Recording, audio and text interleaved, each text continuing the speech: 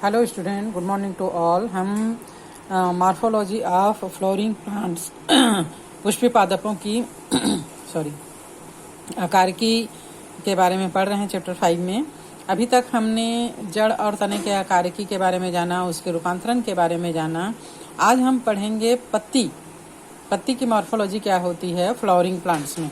तो जैसे ही हम पत्ती का नाम लेते हैं, आप लोगों ने पौधे तो देखे हैं, है ना, फूल वाले पौधे देखे, बिना फूल वाले पौधे देखे। यहाँ पर हम फ्लावरिंग प्लांट की बात कर रहे हैं। उनकी पत्तियाँ आपके दिमाग में क्या स्ट्रक्चर लाती है? हरे रंग की चपटी सी संरचना जो पौधे के तने से लगी हुई होती है, उसे हम कॉमन भाषा में पत्ती कहते हैं। और साइंस के दृष्टिकोण से हम जानते हैं कि पत्तियां जो हैं वो हरे होने के कारण प्रकाश संश्लेषण की क्रिया कर सकती है, और न केवल पादप जगत के लिए, उस पौधे के लिए, उस प्लांट के लिए, बल्कि पूरे जीव जगत के लिए भोजन का मुख्य आधार या स्रोत होती है। तो पत्ती जो है एक पार्श्वी चपटी संरचना होती है जो कि तने पर लगी हुई होती है। और ये कहाँ लगी होती है? गांठ में। जैसे हम यहाँ पर एक पत्ती देख रहे हैं, यहाँ लगी हुई है। पत्ती जिस स्थान पर लगी होती है उसे कहते हैं पर्व संधि वाला भाग, गांठ वाला भाग।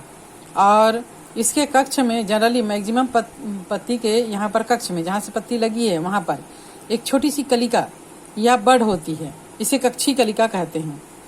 यही कक्षी कलिका बाद में या तो शाखाओं में, है ना, तने के शाखाओं के रूप में रूपांतरित हो जाती है, या फिर नहीं भी हो सकती है, डिपेंड करता है। ठीक है। पत्तियां जब बीज का जब अंकुरन होता है, तब पत्तियां प्ररोह के अग्र स्थान से, शीर्ष स्थान से, शीर्षस्थ कलिका से, जहां पर मेरिस्टेमेटिक सेल्स पाई जाती हैं, प्रविभाजी ऊतक पाया जाता है जिनमें बार बार विभाजन होते रहता है, उसी स्थान से निकलती है। और ये हमेशा अग्राभिसारक क्रम में ही निकलती है। ठीक है। जैसे यहाँ पर मान लीजिए एक बीज है, उसका एक मूल तंत्र है, एक प्ररोह तंत्र है, उसके अग्रभाग से टिप से निकलेगा और फिर ये पत्ती पीछे आ जाएगा, फिर अग्रभाग से पत्तियां निकलेगी। इस प्रकार आगे बढ़ने का जो क्रम होता है उसको अग्राभिसारी क्रम कहते हैं। पत्ती पौधे के लिए बहुत ज्यादा महत्वपूर्ण इसलिए है क्योंकि संपूर्ण पौधे के सभी कार्यों को करने के लिए भोजन का निर्माण पत्तियों के द्वारा ही होता है, मैक्सिमम, है ना। वैसे तो पौधे का जो भी भाग हरा है उसमें क्लोरोफिल पाया जाता है, तो उसमें भोजन का निर्माण हो सकता है प्रकाश संश्लेषण के द्वारा, लेकिन मुख्य रूप से पौधे के लिए भोजन का निर्माण जो है वो पत्तियों के द्वारा ही प्रकाश संश्लेषण से होता है। ठीक है। अब अगर हम एक प्रारूपिक पत्ती की बात करें तो इस प्रकार एक प्रारूपिक पत्ती में 3 मुख्य भाग होते हैं। पर्णाधार, पत्ती जिस स्थान से लगा हुआ है। पहले देख लें कौन कौन से 3 मुख्य भाग होता है। पर्णाधार, पर्णवृंत और पर्णफलक या स्तरिका।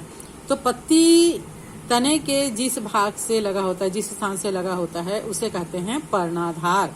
पर्ण मतलब पत्ती, आधार मतलब जहां से लगा हुआ है, उसका आधार क्या है, ये कहलाता है पर्णाधार। पर्णाधार के भाग से ही यहाँ पर तने का रूपांतरण अनुपर्ण के रूप में निकला हुआ रहता है। कभी कभी यहाँ पर इसकी जो कक्षी कलिका होती है, जो शाखाओं में परिवर्तित हो सकती है, वो कांटे में परिवर्तित हो जाती है। कभी कभी यहाँ पर 2 छोटी और पत्तियां निकली हुई होती हैं, जिसे अनुपर्ण कहते हैं। जैसे गुलाब वगैरह में आप लोग देखोगे, जहाँ पर से मुख्य पत्ती निकली है वहां पर छोटी छोटी पत्तियां होती है, उन्हें अनुपर्ण कहा जाता है। ठीक है। पर्ण का अनुसरण करने वाली पर्ण अनुपर्ण, है ना। कभी कभी ये पर्णाधार जो है वो फूला हुआ भी रहता है, तब इसको कहते हैं पल्वाइनस। जैसे छुई मुई का पौधा में यहाँ पर पर्णाधार जो है वो फूला हुआ होता है, इसे कहते हैं पल्वाइनस। ठीक। दूसरा भाग होता है पर्णवृंत, वृंत डंडी, जो स्तरिका को और पर्णाधार को जोड़ती है, इसे कहते हैं पर्णवृंत। और इसका जो चौड़ा फलक वाला भाग होता है वह कहलाता है स्तरिका। यहाँ पर पर्णाधार जो है वो, जैसे द्विबीजपत्री में जनरली तो ये फ्री होता है, लेकिन एक बीजपत्री जैसे घास कुल का पौधा या अनाज कुल का पौधा में आप देखोगे कि पर्णाधार जो है वो कुछ दूर तक तने से लिपटी हुई भी आगे बढ़ती है, कुछ दूर तक, या पूरा या थोड़ा सा आंशिक रूप से ये तने को जहाँ पर वो जुड़ा हुआ है वहां से वो चारों तरफ से लपेटी हुई होती है। यहाँ पर हम पढ़ेंगे स्तरिका। ये जो फैला हुआ भाग है वह कहलाता है स्तरिका। ये स्तरिका ही मुख्य रूप से प्रकाश संश्लेषण का भाग होती है। और इसमें बीचों बीच अगर हम देखें तो एक मुख्य नाड़ी होती है जो मध्य शिरा कहलाती है, और इससे बहुत सारे ब्रांचेस जो हैं वो निकले होते हैं, जो कि इसकी सहायक शिराएं कहलाती हैं। ये जो है वो चपटी, मोटी, सतह वाली, द्विपार्श्व हो सकती है। एक तरफ इसका सूर्य का प्रकाश ज्यादा पड़ता है, एक तरफ इसका सूर्य का प्रकाश कम पड़ता है। इसी भाग में ज्यादातर स्टोमेटा पाए जाते हैं। और ये जो है पर्णवृंत की सहायता से फैली हुई होती है, हिलते रहती है पौधों में, जिससे कि प्रकाश संश्लेषण के लिए, गैसों के एक्सचेंज के लिए स्टोमेटा को आसानी हो सके, है ना। ऑक्सीजन, कार्बन डाइऑक्साइड का आदान प्रदान वायुमंडल में स्टोमेटा के द्वारा ही होता है, तो पर्ण की सतह पर जो पाए जाते हैं वो आसानी रहता है। ये पत्तियों को हवा जो है वो हिला सकती है, प्रकाश देती है। इस प्रकार ये जो है वो फैले हुए होती हैं, ठीक है। और ये जो शिराएं इसमें दिखती है ये होती हैं जाइलम और फ्लोएम, वास्कुलर बंडल, है ना। तो जड़ के द्वारा अवशोषित किए गए जल और खनिज लवण को इन्हीं शिराओं के द्वारा पत्ती के विभिन्न भागों तक पहुंचाया जाता है, और बने हुए भोजन को फ्लोएम के द्वारा पौधे के विभिन्न भागों तक पहुंचाया जाता है। तो पत्तियों की संरचना में हम सबसे पहले पढ़ते हैं शिरा विन्यास। शिरा विन्यास जैसे कि अभी देखें कि यहाँ से जो जाइलम तने से होकर यहाँ गई और फिर ये मध्य नाड़ी बनाई और इसमें फिर शाखाएं निकली, ये क्या कहलाती है? शिरा विन्यास कहलाती है। जब ये शिराओं का जाल बना लेती है तब इसको जालिकावत शिरा विन्यास कहते हैं। जैसे द्विबीजपत्री मैक्सिमम पौधों में जालिकावत शिरा विन्यास पाया जाता है। और जब ये यहाँ से एक मुख्य शिरा जाती है और इसके ब्रांचेस जो है यहाँ के इससे यहीं से आधार से ही निकलकर यहाँ पर से निकलकर इसके समानांतर इस प्रकार जाती है, ये जाल नहीं बनाती है, तब इसको कहते हैं समानांतर शिरा विन्यास, जैसे कि एक बीजपत्री पौधों में पाया जाता है। जैसे यहाँ पर हम देख रहे हैं ये द्विबीजपत्री पौधा है, इसमें मुख्य शिरा, उसके ब्रांचेस फिर यहाँ पे छोटी छोटी मिलकर एक जाल बना रही हैं, ये जालिकावत शिरा विन्यास। यहाँ पर हम एक केले की पत्ती को देख रहे हैं जिसमें एक मुख्य शिरा फिर यहाँ से निकलकर लंबी लंबी इस प्रकार गई हुई है, तो ये समानांतर शिरा विन्यास कहलाता है, ठीक है। पत्ती के प्रकार, जब पत्ती की स्तरिका यानी ये वाला भाग स्तरिका, अलग अलग प्रकार के पत्तियों में अलग अलग प्रकार का स्तरिका पाया जाता है। आप लोग देखे होंगे विभिन्न प्रकार के पत्ती का आकार प्रकार होता है ना। तो जब ये अछिन्न होता है, मतलब कटा फटा नहीं होता है अथवा कटी हुई, लेकिन कटान जो है वो मध्य सिरा तक नहीं पहुंच पाता, तब वह सरल पत्ती कहलाती है। जैसे यहाँ पर देख रहे हैं, यहाँ पर हम देख रहे हैं कोई कटान नहीं है, यहाँ पर हम देख रहे हैं कटान तो है लेकिन ये मिडिल सिरा तक नहीं पहुंची है, तब ये कहलाएगी सरल पत्ती, ठीक है। और जब इस तारिका कटान मध्य सिरा तक पहुंच जाता है और बहुत सारे पत्रकों में टूट जाता है, जैसे ये देखिए ये मध्य सिरा है और इसमें से सिराएं निकली हैं, ये जो है वो कटी है, यहाँ इस टाइप का ये कटान जो है वो कहाँ तक पहुंच गया है? बीज तक पहुंच गया है। ये कटान जो है वो बीज तक पहुंच गया और सभी अलग अलग दिख रहा है।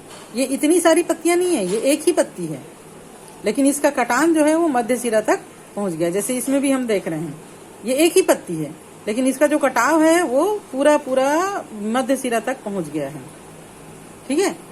तब इसको कहते हैं संयुक्त पत्ती। सरल और संयुक्त पत्तियां दोनों में ही पर्णवृंत के कक्ष से कली लगी हुई होती है, लेकिन संयुक्त पत्ती के पत्रिकों को कक्ष में कली नहीं लगी होती है। जैसे ये सरल पत्ती है, इसके पत्ती के कक्ष में कली लगी है, लेकिन इनके कक्ष में कली नहीं लगी है। जैसे ये यहाँ पर कली रहेगी, यहाँ कली नहीं रहेगी, है ना। ये पत्ती है तो यहाँ कली रहेगी, यहाँ पर कली नहीं रहेगी। यही इसकी पहचान है कि ये पूरा एक पत्ती है, अलग अलग पत्तियां नहीं है, ठीक है। देन संयुक्त पत्ती दो प्रकार की होती है। पिच्छाकार संयुक्त पत्ती, इसमें बहुत सारे पत्रक एक ही कक्ष के मध्य सिरा में होते हैं। जैसे ये बहुत सारी पत्ती एक ही मध्य में है, पिच्छाकार पत्ती, एक ही अक्ष जो मध्य सिरा के रूप में होता है स्थित होता है, उसका उदाहरण नीम है, ये है ना। बहुत सारी पत्ती जो है वो एक अक्ष से लगा हुआ है, एक मध्य सिरा से, तब इसको कहेंगे पिच्छाकार पत्ती। हस्ताकार संयुक्त पत्ती, ये हाथ के आकार के, हाथ की उंगलियों का, जैसे ये हथेली है और इसमें हाथ की उंगलियां लगी हुई है ना। तो ये एक ही बिंदु में एक ही चोटी से जुड़े हुए रहते हैं, तब इसको कहते हैं हस्ताकार पत्ती। उदाहरण है सिल्क, कॉटन, वृक्ष इत्यादि, ठीक। देन हम पढ़ते हैं पर्ण विन्यास। पर्ण विन्यास क्या है? तने अथवा शाखा पर पत्तियों के विन्यासित होने के क्रम को ही पर्ण विन्यास कहते हैं। शाखा पर पत्तियां किस क्रम में लगी हुई होती है, इसे पर्ण विन्यास कहते हैं। तब ये 3 प्रकार का होता है, एकांतर क्रम, सम्मुख क्रम और चक्करदार क्रम। एकांतर प्रकार के पर्ण विन्यास में एक अकेली पत्ती प्रत्येक गांठ पर एकांतर क्रम से लगी होती है। जैसे यहाँ पर हम देख रहे हैं, ये तना है, इसमें एक पत्ती यहाँ निकली, फिर एक पत्ती यहाँ, फिर एक पत्ती यहाँ, फिर एक पत्ती यहाँ, फिर एक पत्ती यहाँ, तो ये क्या कहलाता है? एकांतर क्रम कहलाता है। ठीक है। और एकांतर सम्मुख दूसरा प्रकार है, सम्मुख प्रकार है ना। तो इसमें सम्मुख प्रकार के पर्ण विन्यास में प्रत्येक गांठ पर, यहाँ पर देखिए दोनों तरफ एक गांठ है, इसमें दोनों तरफ एक एक पत्ती लिखी है, सम्मुख, एक दूसरे के आमने सामने, ये पत्ती ये पत्ती, ये पत्ती ये पत्ती, दोनों एक दूसरे के आमने सामने है। तो इस प्रकार का जो विन्यास होता है वह सम्मुख कहलाता है, जैसे आक, अमरूद, तुलसी इत्यादि में पाए जाते हैं। और थर्ड प्रकार है इसका चक्करदार। यहाँ पर देखिए एक ही गांठ में इसको तने को चारों ओर से घेरे हुए चक्करदार पत्ती है ना। तब इस प्रकार की जो संरचना होती है उसको चक्करदार पत्ती कहते हैं। जैसे कनेर है, टेबल ट्री है, इसमें कनेर वगैरह का पत्ती को देखना है, एक जगह से 5-6 पत्ती ऐसे निकली रहती है। ठीक है, तो ये कहलाता है चक्करदार। अब हम जानते हैं पत्तियों के रूपांतरण के बारे में। हम जानते हैं कि पत्ती जो है वो इसका मुख्य कार्य प्रकाश संश्लेषण के द्वारा पौधे के लिए भोजन बनाना होता है, लेकिन इस कार्य के अलावा पत्ती और किसी टाइप का कार्य को करती है, तब उसे क्या कहेंगे? पत्ती का रूपांतरण कहते हैं। जैसे कुछ पत्तियों में देखे होंगे, यहाँ पर डायग्राम में देख रहे हैं, पत्ती का जो अग्रभाग है वो प्रतान में, टेंटिकल में परिवर्तित हो जाता है ना।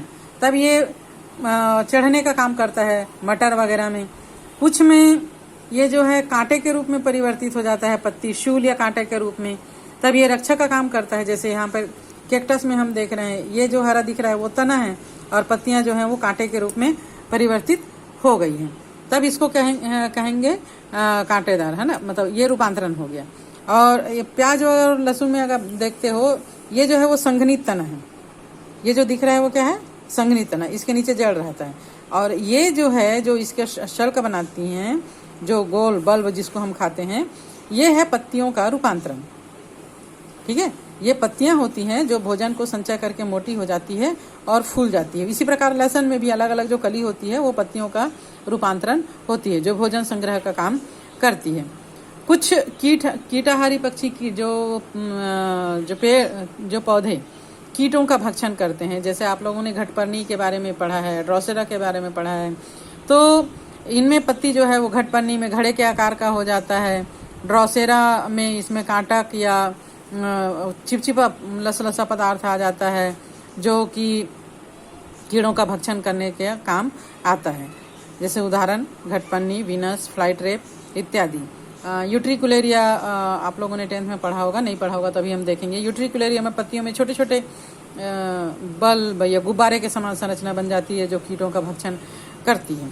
तो इस प्रकार पत्तियां जब अपने मुख्य कार्य के अलावा दूसरे कार्यों को करने के लिए रूपांतरित हो जाती है, तो इसे पत्तियों का रूपांतरण कहते हैं।